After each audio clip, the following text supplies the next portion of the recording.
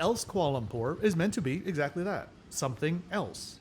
The premise is a unique, purposeful city center escape that breaks the mold. But in the pursuit of being different, did they forget to be practical and pleasant? Let's see if this actually works.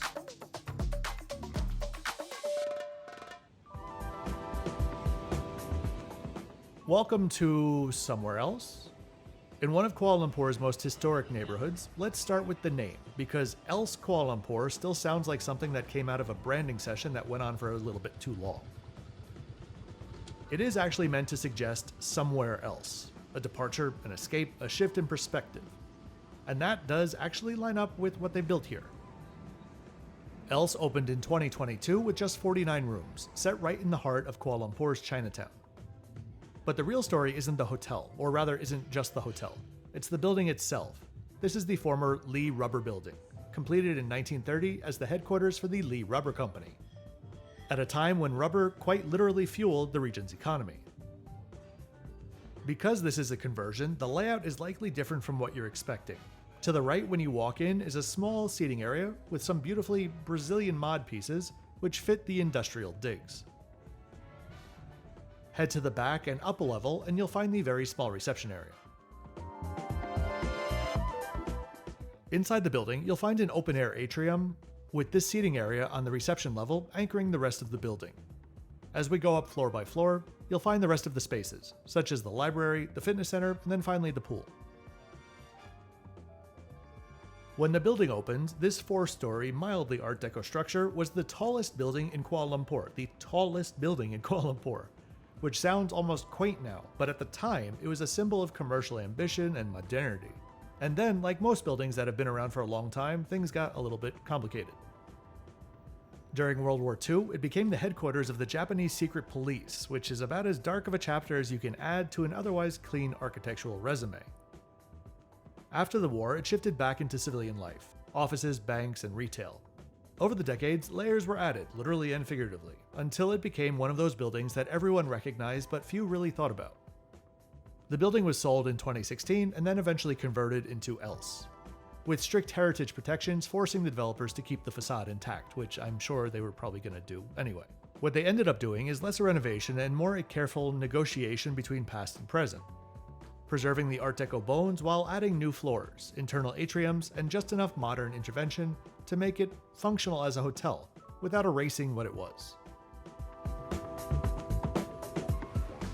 Philosophically, ELSE leans into what it calls slow hospitality. Fewer rooms, more intention. Less emphasis on ticking luxury boxes, more on how the space actually feels to exist in. It has also recently become part of design hotels under Marriott's umbrella, which basically means it keeps its independent personality while benefiting from Marriott's booking engine and loyalty ecosystem. In theory, that's the best of both worlds. In practice, it depends on the property. Here, it does work.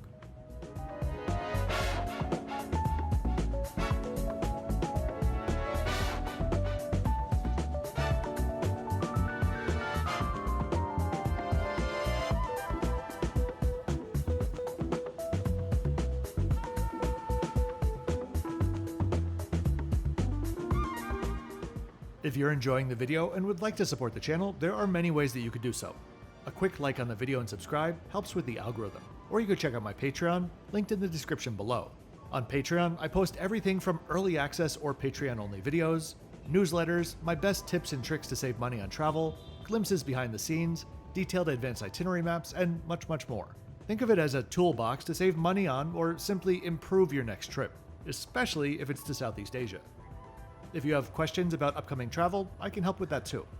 Whatever you do though, thanks very much for doing it.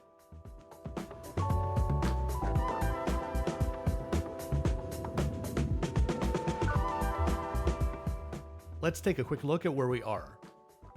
We're on the southwest corner of the center of the city, not too far from Merdeka 118 as a crow flies, but that feels like a world away in this charming and low-slung neighborhood. It's a great area to walk around and is around 10 minutes away from the closest metro station by foot. Let's go take a look at my room. I was on the first floor, the same as the reception level, and I had a mantra room, the same category that was booked. Note, if you're expecting the typical elite experience that you would normally get across Asia, here you're going to be disappointed. Bonvoy wasn't even mentioned until I asked to reconfirm that my breakfast was included. The room is a decent size, and I always love a corner, but it is in desperate need of just a proper chair of any sort. That tiny vanity bench was just a sad attempt at a desk. I'll never understand why interior designers for hotels act like people that are stylish don't sit. I'll put up the extra bits as I speak about the service. I'm going to try to speed through it because most of the issues that I had here were very much isolated to my specific circumstance, so I can't say this is necessarily a typical experience. But what I can say is they need to learn how to handle these things much better.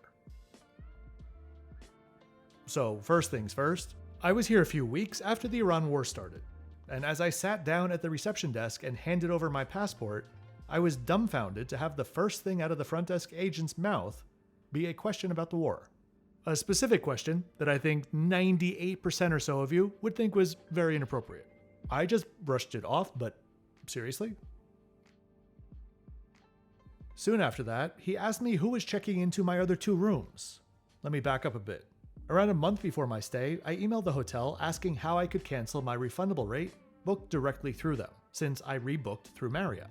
They told me it wasn't refundable. I begged to differ. It was resolved eventually, canceled, and meant to be refunded. So I very frequently, I mean constantly, will book, cancel, and rebook a room when I see a better rate. I always book refundable rates, and so this is never a problem. For, I want to say most hotel brands, this is how they instruct you to get a better rate if you see it, if you had a refundable rate. Way originally, I booked through Hyatt's Mr. and Mrs. Smith. Then they left that program, so I rebooked through Marriott. Then they had cheaper direct rates, so I did it again. And then finally they had low redemption rates, and so I did it again. In their system though, I still had 3 rooms reserved, and they couldn't figure out what the hell was going on. I had to find emails, screenshots of my account showing that there were no reservations, etc., etc. This was going on from check-in time until 9:30 p.m. It was at this point that I also discovered they never actually refunded what was emailed about a month ago. Over the course of around 15 emails over the following month, it finally got sorted. I understand there are growing pains with changing systems, but this one felt like they just should have been able to get a grip on it a whole lot quicker.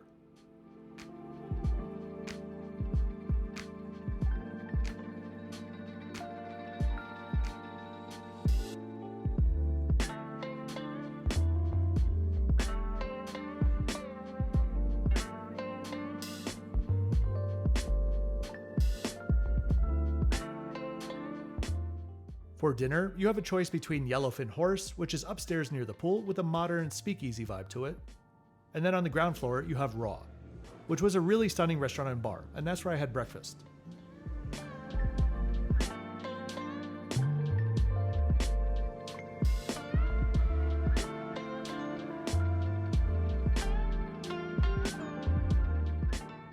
Breakfast here was the highlight of my entire stay. I was presented with a concise but expertly curated menu, from which I was to pick a starter and a main. In addition to those, we had drinks and a fruit plate also included.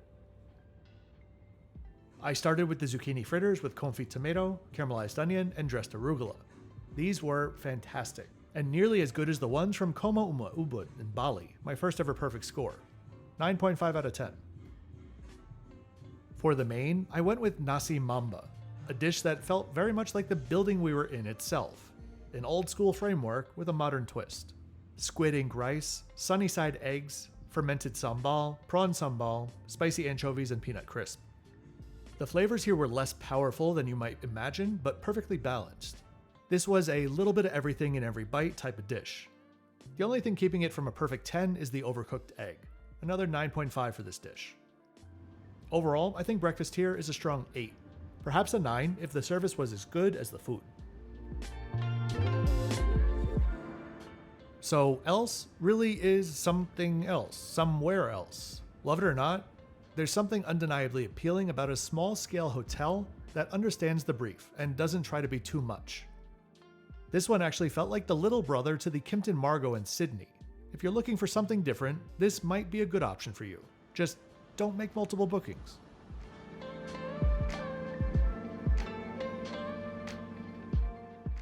So I hope you enjoyed this quick tour today. If you did, please be sure to click the like button and subscribe with notifications on so you don't miss my twice weekly videos. I'll see you next time for my first ever Malaysia Airlines wide-body experience in business class. Thanks as always for watching until the end.